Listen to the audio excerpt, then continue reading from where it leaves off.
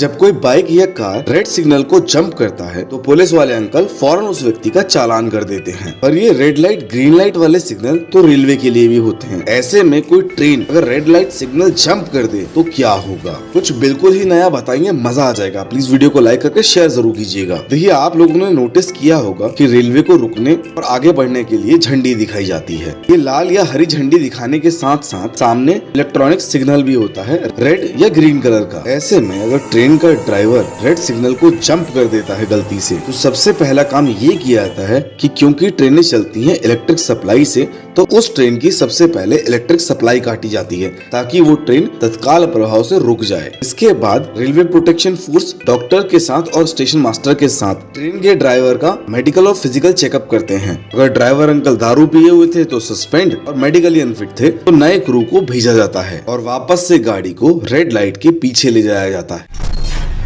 देखिए, किसी भी पेट्रोल पंप पे इस बात का पूरा ध्यान रखा जाता है कि हल्की सी भी चिंगारी पैदा ना हो पाए, क्योंकि ऐसा होने पर पूरा का पूरा पेट्रोल पंप जल जाएगा। पर आपने जब भी कभी पेट्रोल पंप पे पेट्रोल डलवाया होगा तो इस तरीके की आवाज आपने जरूर सुनी होगी।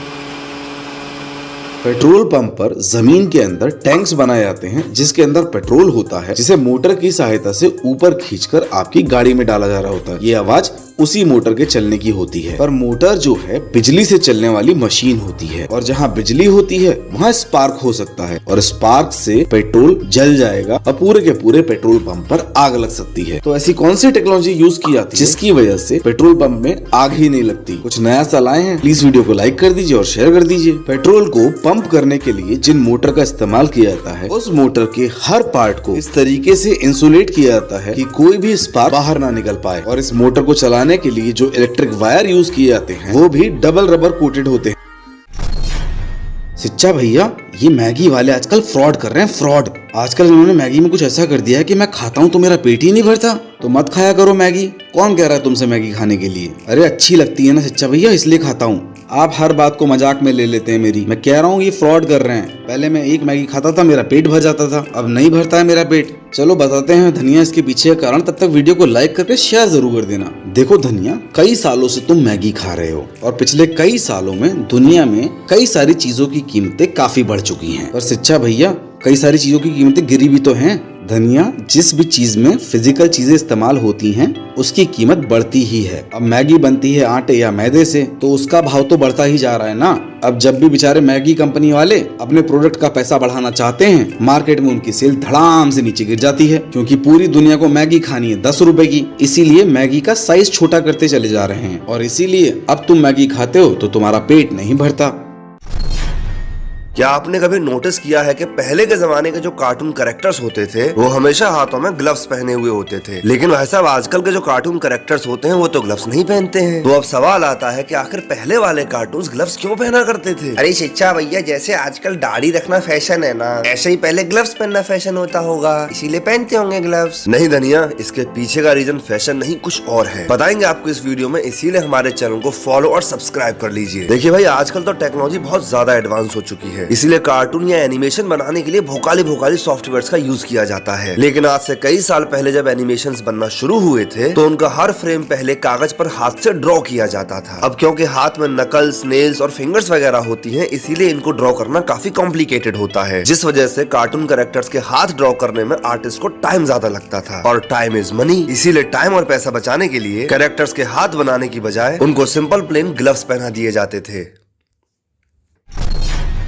देखिए, आज हम अपनी लाइफ में कई सारे ब्लूटूथ डिवाइसेस यूज करते हैं, लेकिन क्या आपने कभी सोचा है कि ब्लूटूथ को ब्लूटूथ ही क्यों कहा जाता है और ब्लूटूथ का सिंबल ऐसा ही क्यों बनाया गया है? टूथ की शेप का क्यों नहीं? गजब की जानकारी देंगे आपको, इसीलिए हमारे चैनल को फॉलो और सब्सक्राइब कर लीजिए। देखिए, ब्लूटूथ एक ऐसी वायरलेस टेक्नोलॉजी है जो दो डिवाइसेस को आपस में कनेक्ट करती है। वैसे तो ब्लूटूथ को मिड 90s में लॉन्च किया गया था, लेकिन इसका नाम रखने के पीछे की जो कहानी है वो हजारों साल पुरानी है। एक्चुअली 10th सेंचुरी में डेनमार्क में हेराल्ड नाम के एक राजा हुआ करते थे। अब उस टाइम पर पर रियासतें आपस में बात बात पर लड़ती रहती थी। लेकिन किंग हेराल्ड वॉर से ज्यादा ब्यूरोक्रेसी में बिलीव करते थे और रियासतों को यूनाइट करने में एक्सपर्ट थे। इन्होंने ही डेनमार्क और नॉर्वे को यूनाइट किया था और क्योंकि इनका एक दांत नीले ग्रेइश रंग का था इसीलिए इनका निकनेम था ब्लूटूथ। अब क्योंकि ब्लूटूथ टेक्नोलॉजी भी दो डिवाइसेस को कनेक्ट करके यूनाइट ही तो करती है, इसीलिए इन्वेंटर्स ने इस टेक्नोलॉजी का नाम किंग हेराल्ड ब्लूटूथ के नाम पर ब्लूटूथ ही रख दिया। और ये जो ब्लूटूथ का लोगो है उसे किंग हेराल्ड ब्लूटूथ के इनिशियल्स को जोड़कर बनाया गया है। देखो यार, ये बात तो सच है कि जो मजा मूवी को 3D में देखने में आता है वो 2D में देखने में तो नहीं आता यार। इसीलिए जब सोनी, सैमसंग और LG जैसी कंपनीज ने 3D टीवी लॉन्च किए तो सबको लगा था कि 3D टीवी अब 2D टीवीज को खा जाएंगे और हर बंदा सिर्फ 3D टीवी ही खरीदेगा। लेकिन हुआ इसका बिल्कुल उल्टा और इसीलिए इन कंपनीज ने कुछ ही साल बाद 3D टीवीज बनाना बंद कर दिया। तो अब सवाल आता है कि जब 3D में मूवी देखने में लोगों को मजा ज्यादा आता है तो लोगों ने 3D टीवीज खरीदे क्यों नहीं? बड़ी इंटरेस्टिंग जानकारी देंगे आपको इस वीडियो में, इसीलिए हमारे चैनल को फॉलो और सब्सक्राइब कर लीजिए। देखो भाई, 3D मूवी तो 3D वाला चश्मा लगा के देखी जाती है। अब थिएटर में 2 घंटे की मूवी तो चश्मा लगा के देख लेते हैं, लेकिन भैया लोग घर में टीवी तो 8-10 घंटे देखते हैं। अब 8-10 घंटे चश्मा कौन लगाएगा भाई साहब? इसके अलावा एक और बहुत बड़ी दिक्कत थी भाई, टीवी तो 3D था, उस पर जो शोज और मूवीज आती थी वो तो लगभग सारी ही 2D में रिकॉर्डेड होती थी, इसीलिए उनको 3D में देखने में मजा ही नहीं आता था और ऊपर से महंगी भी आती थी। इसीलिए लोगों ने 3D टीवीज खरीदना बंद कर दिया और ये फेल हो गई। देखिए, बिजनेसमैन के पास पैसे की तो कमी होती नहीं है, वो तो जो चाहे वो गाड़ी खरीद सकते हैं। लेकिन क्या आप जानते हैं अमेरिका में जो बिजनेसमैन हैं उनके पास कोई और गाड़ी हो न हो लेकिन मर्सिडीज की जी वैगन जरूर होती है। तो अब सवाल आता है कि मर्सिडीज जी वैगन में ऐसा क्या खास है कि अमेरिका का लगभग हर बिजनेसमैन इसको खरीदना चाहता है? शोशेबाजी के लिए खरीदते होंगे भैया, शोशेबाजी के लिए। शाबाश धनिया, हमेशा की तरह गलत। देखिए, बड़ी इंटरेस्टिंग जानकारी देंगे आपको इस वीडियो में, इसीलिए हमारे चैनल को फॉलो और सब्सक्राइब कर लीजिएगा। देखिए, अमेरिका में एक टैक्स लॉ है सेक्शन 179 के नाम से। ये लॉ कहता है कि अगर कोई बिजनेसमैन अपने बिजनेस के लिए कोई इक्विपमेंट या असेट खरीदता है तो वह बिजनेसमैन उस इक्विपमेंट या असेट की 100% वैल्यू को अपनी कंपनी का खर्चा दिखाकर उस पर टैक्स पर छूट ले सकता है और मर्सिडीज जी वैगन इस लॉ के क्राइटेरिया में फिट बैठती है। तो एग्जाम्पल के लिए अगर एक बिजनेसमैन ने एक साल में 2 करोड़ रुपए कमाए और उन 2 करोड़ में से 1 करोड़ की उसने ले ली जी वैगन, तो उसके पास बचे सिर्फ 1 करोड़ रुपए। तो लॉ के हिसाब से उसको टैक्स 2 करोड़ नहीं बल्कि सिर्फ इसी 1 करोड़ पर देना होगा। इसलिए टैक्स बचाने के लिए ये लोग जी वैगन खरीदते हैं। देखिए, आजकल अगर किसी यूट्यूबर को किसी वेब सीरीज या मूवी में 2 मिनट का छोटा मोटा रोल भी मिल जाता है ना, तो अगला बंदा चिल्ला चिल्ला कर सबको बताता है कि तेरे भाई की मूवी आ रही है। लेकिन आज हम बात कर रहे हैं कि ऐसे यूट्यूबर की जिनको किसी वेब सीरीज में रोल वोल नहीं मिला है बल्कि पूरी की पूरी वेब सीरीज ही उनके ऊपर बना दी गई है। और ये भोकाली यूट्यूबर है अलख पांडे सर, जिनको बच्चा बच्चा फिजिक्स वाला के नाम से जानता है और इसी नाम से Amazon मिनी टीवी ने इनके ऊपर वेब सीरीज लॉन्च की है। अब क्या है इस वेब सीरीज के अंदर और आपको यह क्यों देखनी चाहिए बताएंगे आपको इस वीडियो में, इसीलिए हमारे चैनल को फॉलो और सब्सक्राइब कर लीजिए। क्या सोचा है फिर? अब हम कोचिंग नहीं जाएंगे, ऑनलाइन पढ़ाएंगे। हमें 50-100 बच्चों में सिमट के नहीं रहना। इस देश में बहुत सारे बच्चे जिन्हें हमारी जरूरत है, हमें सबको पढ़ाना है। अपने इस ड्रीम को पूरा करने के लिए अलख पांडे ने कितना स्ट्रगल किया है और क्या क्या सैक्रिफाइसेस किए हैं, इस सबको इस वेब सीरीज में बहुत ही रियलिस्टिक और शानदार तरीके से दिखाया गया है। वेब सीरीज में डायलॉग्स बहुत ही तोड़ू है और अगर आपका भी कोई सपना है तो ये वेब सीरीज जल्दी से देखो और मोटिवेशन की एक तगड़ी सी डोज ले लो।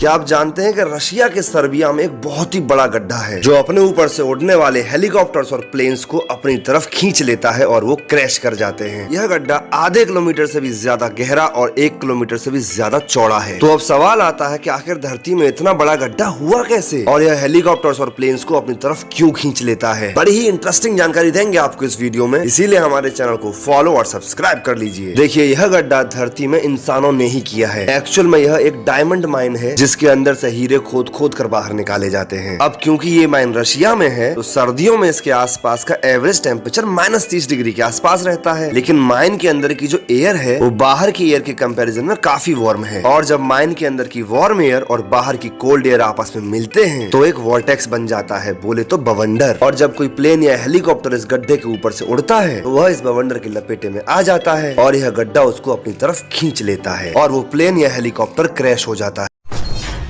देखो भाई, जिस बंदे के पास 2 नंबर का पैसा होता है वो अपने पैसे को कहीं भी छुपा कर रख लेगा, लेकिन बैंक में नहीं रखेगा, क्योंकि बैंक में रखते ही उसको देना पड़ेगा इनकम टैक्स। लेकिन जिसके पास 1 नंबर का पैसा होता है वो उसको चुपचाप जाकर बैंक में जमा कराता है, क्योंकि उसको डर लगता है कि घर पे रखूंगा और चोरी हो गई तो। लेकिन भाई साहब, चोरी तो बैंक में भी होती है। और यहाँ पे इंटरेस्टिंग बात ये है कि जब बैंक में चोरी होती है तो आपके अकाउंट में जितना पैसा होता है उतना का उतना पैसा आपको मिल जाता है। लेकिन अगर आपके लॉकर में रखा हुआ सामान चोरी होता है तो बैंक आपको कुछ भी देने से मना कर देता है। तो अब सवाल आता है कि लॉकर चोरी होने के केस में बैंक आपके साथ ऐसा क्यों करता है। बड़ी इंटरेस्टिंग जानकारी देंगे आपको, इसीलिए हमारे चैनल को फॉलो और सब्सक्राइब कर लीजिए। देखिए, आपके बैंक अकाउंट में जितना भी पैसा होता है उसकी एक एक पाई की सारी डिटेल बैंक्स के पास होती है, लेकिन आपके लॉकर में जो भी सामान रखा होता है वो आप कभी बैंक को डिस्क्लोज ही नहीं करते हो। तो जब बैंक को पता ही नहीं होता है कि जिस लॉकर में चोरी हुई है उसमें क्या रखा था, तो वो आपको पैसा किस बेसिस पर लौटाएगी।